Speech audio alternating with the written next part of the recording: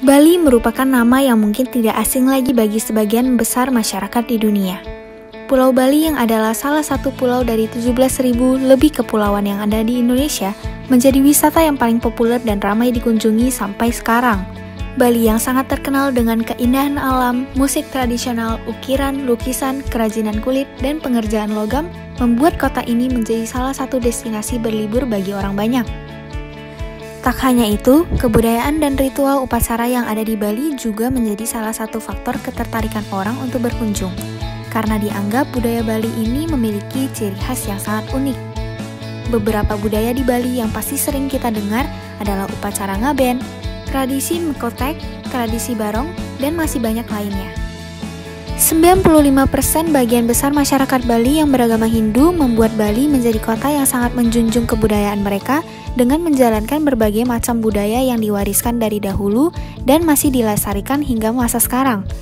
Mereka yang beragama Hindu selalu mengutamakan dan mendedikasikan sebagian besar hidup mereka dalam upacara adat yang bertujuan untuk memelihara dan keharmonisan antar sesama. Salah satu tradisi yang sampai sekarang masih dilakukan adalah tradisi ngayah.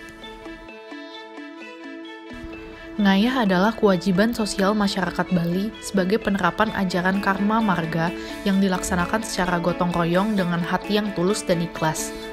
Kata ngayah diartikan sebagai melakukan pekerjaan tanpa mendapat upah. Umat Hindu melaksanakan ngayah karena terkait dengan panca yatnya. Yatnya dalam ajaran agama Hindu adalah sebuah korban suci yang tulus dan ikhlas yang ditujukan kepada 5, yaitu dewa yatnya, manusia yatnya, roh-roh halus atau buta yatnya, pendeta yatnya, dan juga roh leluhur atau pitra yatnya. Umat Hindu menjalankan panca yatnya secara periodik sebagai upaya menyeimbangkan kehidupan di bumi dengan kehidupan dunia lain dan akhirat. Ngayah dilakukan oleh semua kalangan yang masih produktif, mulai dari anak-anak hingga orang tua. Yang membedakan adalah tingkat kesulitan dari pekerjaannya. Biasanya anak-anak ditugaskan menyapu pura, sedangkan dewasa bisa membantu memasak untuk dimakan bersama. Contoh pelaksanaan ngayah adalah upacara odalan atau ulang tahun pura yang dilakukan 2 kali dalam setahun. Biasanya dilakukan pembagian tugas, karena justru masyarakat Bali seringkali berebutan tugas, padahal tidak dibayar. Ini terjadi karena sejak kecil, setiap keluarga sudah diajarkan untuk ikhlas saling membantu. Ada yang mengumpulkan dana, membeli bahan, merencanakan acara, hingga sesajen. Salah satu konsep dalam ngayah yang bisa kita terapkan dalam masa sekarang ini, yaitu bantu-membantu dengan ikhlas dan tanpa rasa pamrih. Contoh sederhananya dengan memberi makan para driver ojol dengan ikhlas. Kami melakukan hal ini tanpa ada unsur paksaan dan dengan rasa tulus. Hal ini mencerminkan sila kedua dan ketiga Pancasila, di mana setiap kegiatan ngayah dihadiri masyarakat dengan tulus tanpa paksaan. Zaman sekarang ini, pastinya tidak selalu kita bisa melakukan ngayah di pura di Bali. Sudah banyak orang yang merantau di luar Bali, sehingga banyak dari mereka yang hanya bisa melakukan ngayah dari jauh, ataupun melakukan ngayah di pura-pura yang ada di daerah mereka. Sehingga hal ini memunculkan suatu konsep ngayah yang baru, di mana kita bisa melakukan ngayah dari jauh dengan cara membantu mendanai kegiatan-kegiatan ngayah yang akan dilaksanakan di kampung halamannya di Bali.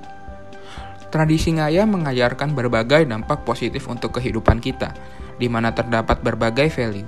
Pertama ialah value gotong royong, di mana kita semua melakukan ngayah secara bersama-sama dan saling membantu satu dengan yang lain, seperti membersihkan ataupun mempersiapkan acaranya itu berlangsung. Yang kedua, ngayah mengajarkan kita untuk saling menghormati dan menghargai, bahwa semua lapisan masyarakat itu berguna dalam pelaksanaan ngayah ini, mulai dari anak kecil hingga dewasa. Ketiga, ngayah juga mengajarkan kita untuk pelestarian budaya Hindu Bali, karena sumber dari ngayah itu berasal dari kalender Bali. Jadi, kita harus mengikuti kalender Bali tersebut agar budayanya dapat terlaksanakan dan juga terlestarikan. Ngayah berkaitan erat dengan nilai-nilai luhur Pancasila, mulai dari sila ke-1 hingga sila ke-5. Ngayah berasal dari konsep pengorbanan yatnya. Konsep pengorbanan yatnya berasal dari ajaran Hindu. Yatnya atau panca yatnya adalah sebuah korban suci tulus dan ikhlas yang ditujukan untuk Sang Hyang Widiwasa, Tuhan Yang Maha Esa. Oleh karena itu, masyarakat Bali melaksanakan sila pertama Pancasila melalui kegiatan ngayah. Selain itu, ngayah juga mencerminkan sila kedua. Tidak ada paksaan bagi setiap orang untuk mengikuti ngayah. Apabila sedang berhalangan atau sedang sakit, mereka diperbolehkan tidak hadir tanpa hukuman apapun.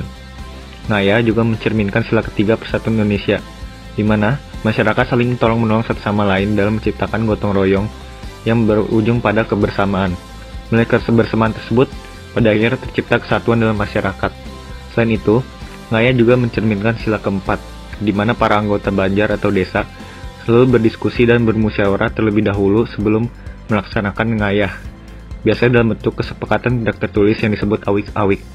Selain itu, dalam ngayah, setiap orang memegang peranan penting.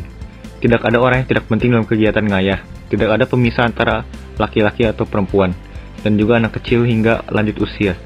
Setiap orang memiliki perannya masing-masing dalam ngayah sehingga mencerminkan sila kelima Pancasila. Di tengah masa pandemi yang terjadi saat ini, kegiatan ngayah mengalami berbagai modifikasi. Masyarakat tidak bisa berkumpul bergotong royong seperti dulu lagi. Oleh karena itu, berbagai cara telah dilakukan masyarakat untuk tetap melaksanakan ngayah di tengah keterbatasan yang ada. Mulai dari bentuk sumbangan kepada masyarakat yang terkena PHK, pembagian sembako, dan juga sterilisasi dengan penyemprotan disinfektan telah dilakukan untuk melaksanakan ngayah. Seperti yang kita ketahui, ngayah merupakan tradisi yang dilakukan oleh masyarakat Bali. Namun, bukan berarti kita tidak dapat menghidupi nilai-nilai yang terkandung dalam ngayah. Secara tidak langsung, kita dapat melaksanakan kegiatan ngayah dalam keseharian kita. Berikut ini contoh yang dapat kita lakukan untuk menghidupi nilai-nilai yang terkandung dalam ngayah dalam kehidupan sehari-hari. Memberi kebaikan dengan cara yang paling sederhana kepada orang yang terdekat juga bisa menjadi hal yang dapat kita terapkan dalam kehidupan. Selain menunjukkan nilai-nilai kebaikan, ketulusan, keikhlasan, ngayah juga menunjukkan kepada kita nilai-nilai untuk taat dengan peraturan-peraturan yang ada. Ada baiknya di masa sekarang ini, kita tetap stay at home dan mengikuti anjuran-anjuran pemerintah yang telah dibuat dan disepakati.